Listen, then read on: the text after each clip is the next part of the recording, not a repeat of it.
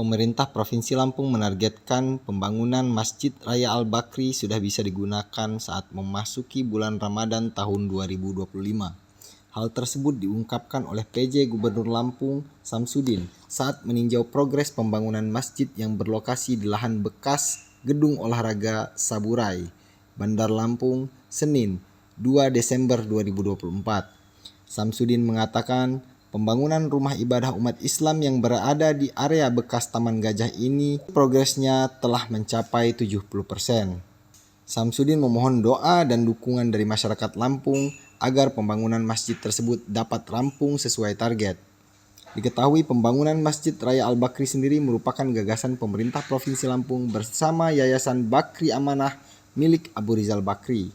Sebelum dilakukan pembangunan Masjid Al-Bakri, lahan seluas 2,5 hektar tempat masjid ini berdiri merupakan komplek Gor Saburai serta area terbuka hijau Taman Gajah. Nantinya, Masjid Al-Bakri ini sendiri ditarget dapat menampung sekitar 12.000 jemaah umat muslim.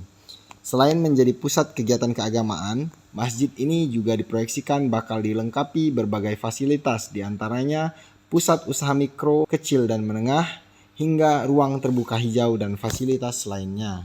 Meninjau pembangunan Masjid Raya Al-Bakri rencananya ya. Jadi masjid ini adalah bagian dari sebuah perencanaan mengalihfungsikan Gor Saburai yang sudah dibongkar dan sudah mendapatkan izin dari Menteri Pemuda dan Olahraga. Kemudian gornya dipindah ke PKOR Wai Halim. Ya, karena masih banyak masyarakat menganggap gornya dipindahkan ke sport center, salah. Gornya dipindahkannya ke PKOR Wai Halim. Nah, dari alih fungsi Gor Saburai dibangunlah Masjid Raya Al-Bakri ini. Yang prosesnya bisa kita lihat sekarang kurang lebih sekitar 70%. Dan tentu tahapan-tahapan ini masih berproses dan insya Allah mulai Ramadan 2025 yang akan datang sudah bisa digunakan untuk sholat Ramadan dan mudah-mudahan juga bisa digunakan untuk sholat Idul Fitri.